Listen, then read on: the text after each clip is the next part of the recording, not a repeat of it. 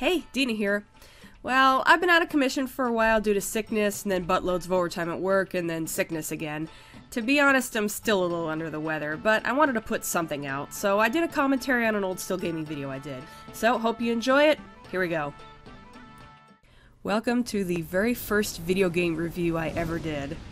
And it shows. But for a first video, it's really not bad. I just kept watching Lee do his videos and thought it looked like fun, so I did one of my own. Figured it'd be a good way to show off my favorite game. And the rest is history. I really like how this opening turned out. It came from a very long FMV that I had to edit way down so that it wouldn't drag, but it had to be long enough to keep that feeling of suspense. Good old Windows Movie Maker. I so don't miss it. By the way, that music is from Comic Zone for the Sega Genesis. This was Lee's idea, of course. It was either this or have him tied to a chair. Lee's a little tied up right now. Okay, dumb gag, based on the fact that Lee snapped the picture a little too early. I was actually really camera shy back then, so I didn't take nearly enough pictures for this video. I just felt weird having someone else take pictures of me, so I kept it to a minimum. In every single video after this one, until I stopped using stills, I managed to take the pictures myself. It's really obvious in Alien Crush because I'm all off to the side and all washed out because I'm too close to the camera. But he is a typical teenager and easily distracted by a pretty face, apparently.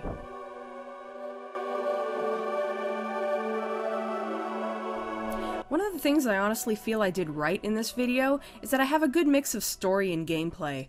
With a game like Panzer Dragoon Saga that is so story-driven, it's tempting to show lots of cutscene footage and not talk about the gameplay too much.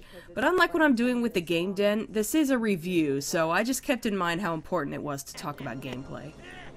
There aren't too many games I can think of where the story starts off with the death and resurrection of the main character. The only other one I can think of is off the top of my head is Soul Reaver, which also happens to be a favorite of mine. Yeah, I'm pretty sure God of War hadn't come out when I made this video, or at least I hadn't played it, otherwise I probably would have mentioned that too. Unlike the previous Panzer Dragoon games where you were on a rail, you can fly anywhere in this game. Oh my god, I just sound so unenthusiastic. When I say anywhere, This is the best game ever. And once you really get a good look at the... Basically, my problem back then is that I was nervous about recording my voice. I didn't script anything, but I'd go over what I wanted to say out loud before recording, and it would sound fine. But as soon as I hit the record button, I'd just start droning because I was distracted by how worried I was about how I was sounding, and it would just drain all the emotion out of my voice and I'd sound bored. Which is not how you want to sound when talking about your all-time favorite game. They're fairly easy, you can just zip through it. I gradually got better about it as I continued to make videos. Even now, though, it's something I have to work at. I have to psych myself up a little and almost exaggerate the emotion I'm trying to convey. Games where you're flying around and fighting. So, word of advice, kids. When doing your first game review, do not pick your favorite game. You'll regret it later on when you get better and wish you'd waited. I don't mean to sound overly critical of my older videos, trust me. I'm not really beating myself up over this video. If anything, I think it's pretty good for a first try. I've just learned from my mistakes, and I guess I'm trying to help other people learn from them too.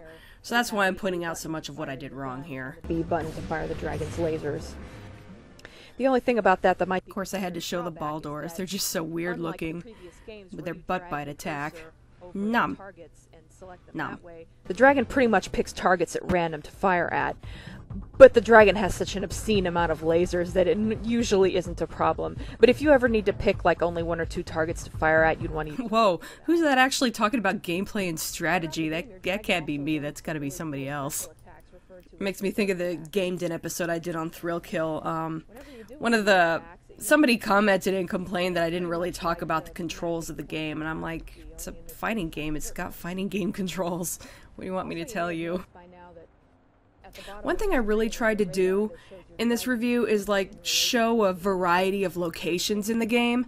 I've noticed, not that anybody talks about this game very much, but on those rare occasions when I've seen someone mention Panzer Dragoon Saga, like on X-Play or whatever, and they show a clip, it's always like from the desert or like one of the really early levels of the game, and you can tell they only played it for maybe half an hour just to get the footage. I wanted to show that I beat the hell out of this game many times. Where you can name your dragon. Surprisingly, only like a couple people commented on the fact that I named my dragon Trogdor. Strong bad reference. It's the fact that your dragon has the ability to morph into different types of dragons, and you can control that. And basically what you do is you...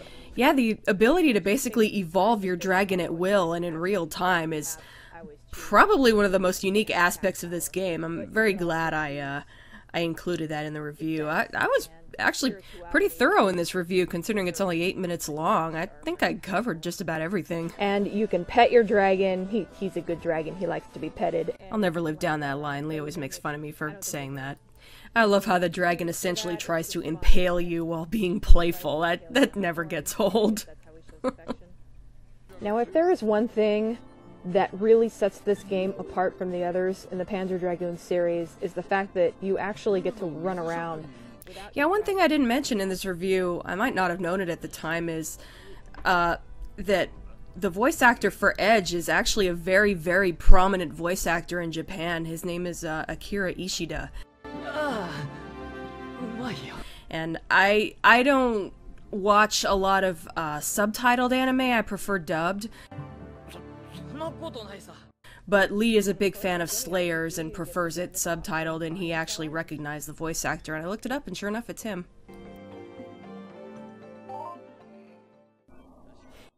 Here's the little montage of the 3 other main characters in the game.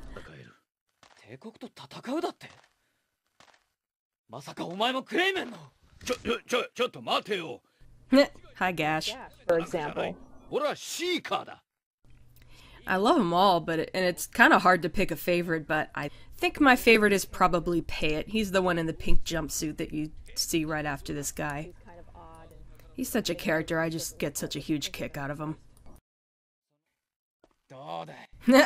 I love that censoring. That's the kind of thing that'd get you banned from GameFAQs message boards back in the day. But he's a favorite of mine. There are 2 dragons in this game, and they could be considered characters in their own right. This particular dragon is called Atome, and he is going to be the subject of your nightmares. Azelle is just such a freaking badass. The horn on her dragon's nose is almost bigger than she is. And this attack is actually really easy to evade, but I let it hit me just once so you can see how devastating it is.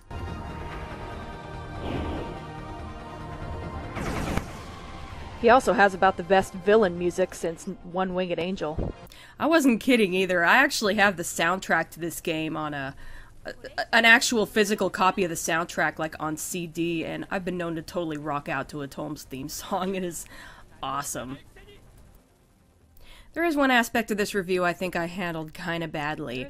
I intentionally avoided spoilers, which is normally a good thing, but then I turn around and talk about how rare this game is, and then it's cost $200 on eBay, but I love the game so much I totally recommend spending that much. And in retrospect, I think that's a really dumb thing to say. I mean, it's real easy for me to say that because, you know, it only cost me like, what, $20, $30, however much Saturn games cost, because I bought it when it came out. Later on, I thought about it, and I'm like, I wouldn't spend $200 on a video game. Why would I expect anyone else to? But yeah, fangirlism won out in the end. I even gave it a 10 out of 10. You should never give anything a 10 out of 10. No game is perfect, come on. I do plan to revisit this game sometime, Game Den or Let's Play or something. The video's over and I'm still talking, oh well. Hope you enjoyed this, I'm shutting up now, bye.